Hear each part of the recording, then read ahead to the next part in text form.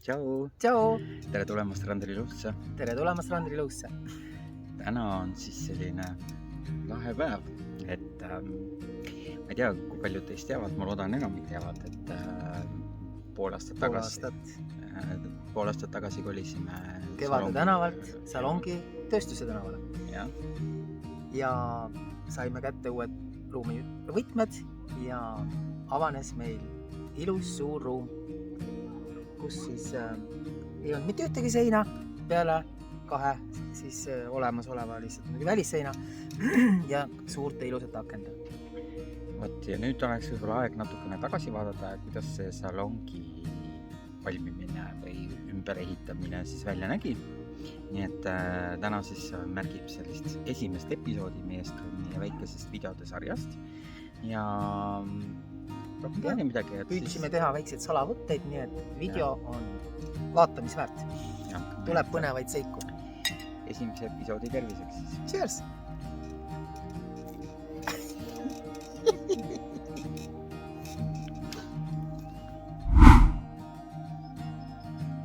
Alustame nii-öelda enne osast selles enne ja pärast muutumises. Viimati oli selle pinnal second-hand kauplus. Tegemist oli siis suure tühja ruumiga. Ainukene veevarustusega ruum oli tualett.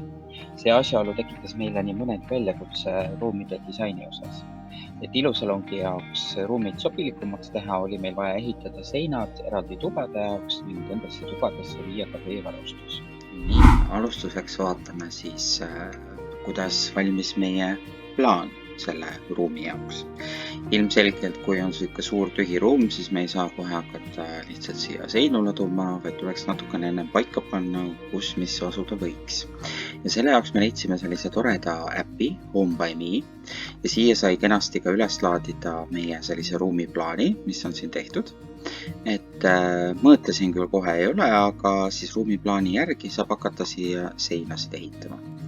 Nii et kui see on tehtud, siis selline esialgne versioon oli meil siin.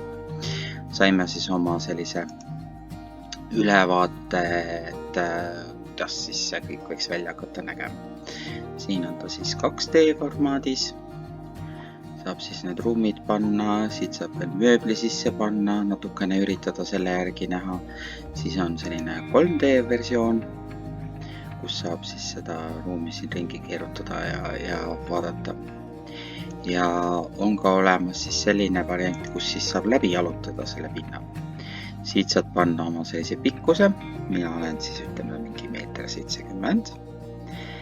Ja lähme zoomime siit natukene välja. Nii, nüüd me oleme õues. Saame siis siia sisse minna. Vaadata ringi, siin on meil need juuksuri töökohad. No ilmselgelt ei ole siin juuksuri salongi mööblit saadaval paraku. Aga võtsime siis sellised koduasjad, et siin on siis nii-öelda meie värvilabor plaanitud, kuhu ta tegelikult lõppkokkuvõtteks sai ka. Ja siia tuppa, pidi veel üks tuba siia taha tulema, siia oleks pidanud siis tulema küünetehniku ruum, mille me siis hiljem natukene muutsime ja reaalsed mõõtmised andsid ka siis sellise vastuse, et sisuliselt ei ole see nagu väga tehtav. Administraatori ala on siin, kus ta praegugi meil on. Siia siis oli mõeldud veel üks meigikoht, riiete riputamise koht, müügiriiul ja siis klientidele ka selline ooteala. Ning siia tahapoole siis jäid kabinetid, mis siis ka päriselt said tehtud. Need on siin siis pediküüriruum. Ja siit väljudes läheme koridori tagasi, hops. Siin on siis laoruum, kus on siis ladustada võimalik asju, mis on ka suht kitsas siit niimoodi vaadates. Nii et igal juhul on sellise uue ruumi tegemine ja sisustamine väga raske, aga mulle tundub, et tegelikult ikkagi saime suht hakkama. Siin on tualett, see oli siis ainuke koht, mida nagu ei hakanud muutma, sest see oli ruumis olemas juba. Et ja lähme vaatame korra siis köök-puhkeruumi ka. See on siis köök-puhkeruum. Siia oli algselt mõeldud siis ka võib-olla töötajate riided ja kõik muu. Ja siis on meil veel vaadata kosmeetikute tuba, kuhu ka kosmeetikuvoodi asemel siis tuli paigaldada tavaline voodi. Aga enam-vähem andis selle mõtte edasi, et kui teostatav ja tehtav see on. Nii et selline siis sai meie selline esialgne visioon siis paika pandud, milline võiks salong välja näha.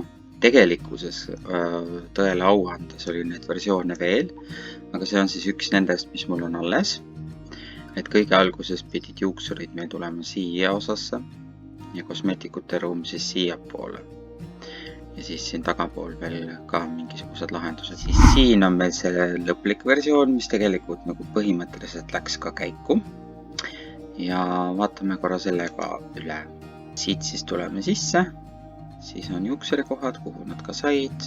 Peapesutoolid ja labor on siin ilusti olemas. Siin on kosmeetikute ruum, siin on köök-puhketuba, ladu ja küünetehnikute ala, kus siis nüüd on nagu 2 küünetehniku kohta ja siin veidikene teistpidi on siis see klientide ooteala, tualett ja pediküüriruum ning administraatoriruum. Et jah, sellisena sai see salongi selline plaan siis paika pandud ja tegelikult see tegi ka asja oluliselt lihtsamaks, et saad siin mõõtude järgi vaadata, mis mõõdus miski asi on, et see tegi hästi lihtsaks, et jah, natukene paremini seda ülevaadet saada, mis sinna ruumi ära mahub ja mis sinna ruumi ära ei mahu. Nii ja nüüd, kus on siis meil projekt on valmis, mõtted on reas, ütleme, me mõõtsime ka teibiga need seinad sinna põrandale maha, mida me kahjuks ei jäädvustanud, eks ju. Jah, oleks võinud. Aga laias laastus enam-vähem asjad toimisid, veidikene sättisime midagi ringi seal, aga järk ongi siis seal maal, et hakata siis seinu üles ehitama.